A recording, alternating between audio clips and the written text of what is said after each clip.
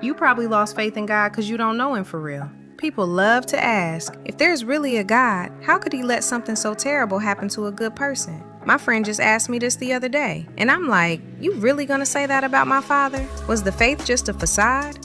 She just lost her job, she's about to be evicted from her apartment, and her savings are pretty much gone. I felt bad for her, but not in a pity party type of way. I felt bad because she didn't know no better. See, she goes to church sometimes, and she does a lot of community service and giving back, but she's not blameless. And I'm not being a crab or nothing, it's just the truth. This is my friend. I know her.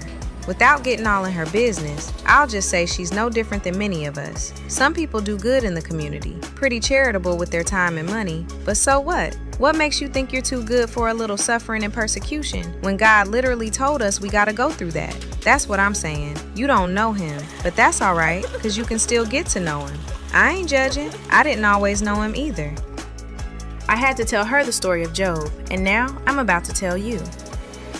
Job was a man like many have never met and probably never will. Blameless and upright. He was so righteous that he made sacrifices for his kids just in case they sinned. A lot of people not about that life.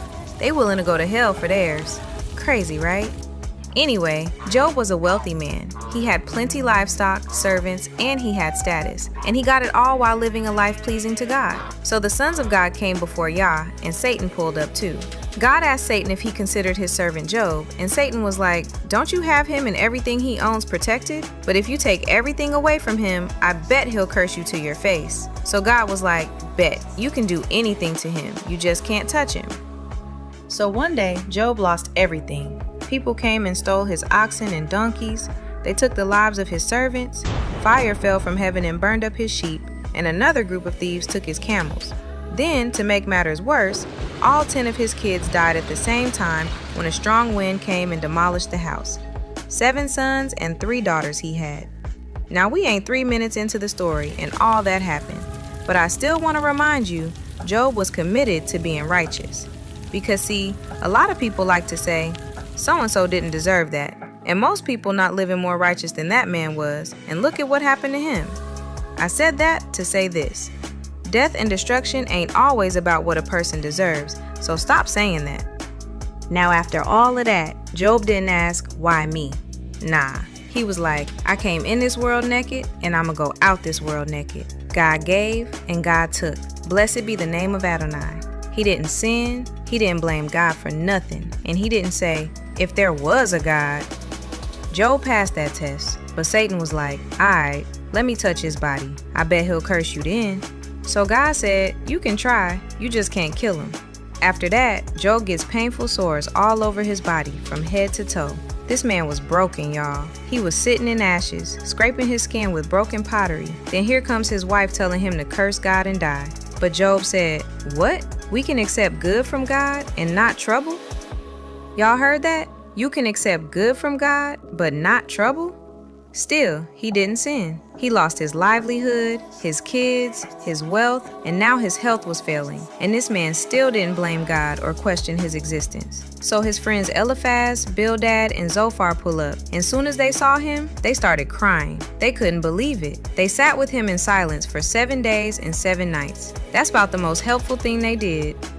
So Job finally breaks the silence, and instead of cursing God, he started cursing the day he was born. This man is not okay, and he ain't acting like he is. He trying to figure out why he ain't die at birth if this was how life was gonna go. Now the friends start talking, sounding like some dummies talking about good things happen to good people and bad things happen to bad people. Ain't that how people do? If a person suddenly loses everything, people assume they must have been up to no good. So his friends like, you know you need to repent, right? You really ain't as righteous as you thought, cause if you were, this wouldn't be happening to you. You need to just go ahead and repent and get your stuff back. But this man literally didn't have nothing to repent for. He didn't do nothing wrong. Job, being the man of integrity that he was, kept defending himself, and his friends kept blaming him. Word of advice: don't take no advice from people who don't know the word. Job started asking why this was happening. Why do wicked people prosper? Because a lot of people think just because they got a little or a lot of worldly possessions, they sitting right in the eyes of the Lord. But as we see, even the righteous can suffer and lose it all, while the unrighteous can prosper and sit high on the hog. Job wanted to know why God felt so distant. Even still, he didn't walk away from God. So a young man named Elihu came and changed his perspective. He said God is greater than human understanding. That means what makes sense to God don't have to make sense to you. You can't even begin to comprehend, so stay in your lane. Elihu says suffering ain't always punishment. Sometimes it's correction. Sometimes it's refinement. Sometimes it's beyond your understanding. God enters the chat. But he ain't come to explain. He asked Job where he was when he laid the foundations of the earth. He said, "Can you control the sea? Can you command the morning?" "Oh, you can't." "Oh, that's only something I can do." "Oh, okay then." See, you don't have to understand everything God does. That ain't your job. Nah, your job is to put your trust in God and give him his praise and his worship even when times are rough.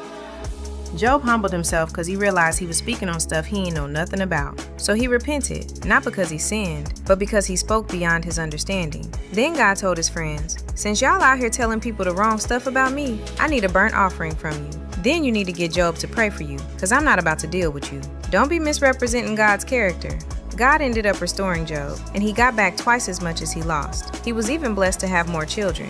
Restoration doesn't erase the loss. It shows that God is supreme and is able to restore. So friend, I know you're going through something right now, and it's hard, but you gotta put your trust and faith in God. I brought up the story of Job because people think if you go to church a little bit and do good, whatever that means to you, that you will not and should not have bad things happen to you. And as we can see, even the righteous suffer. So you have to let that thought process go. Don't take this moment to blame him or to question his existence, because when you was up, it was all praises to the Most High. Your times of trials and tribulations are times that you should praise and worship God with gladness in your heart, not lose faith. Because whether your suffering is a punishment, a correction, a refining moment, or some other thing that your mind simply can't comprehend, remember that God is in control, and restoration is always possible with him. Now y'all go read the book of Job so you can get the fullness of the word, and send this to somebody who needs to hear this message. This is straight from the script. I'ma see y'all next Sunday.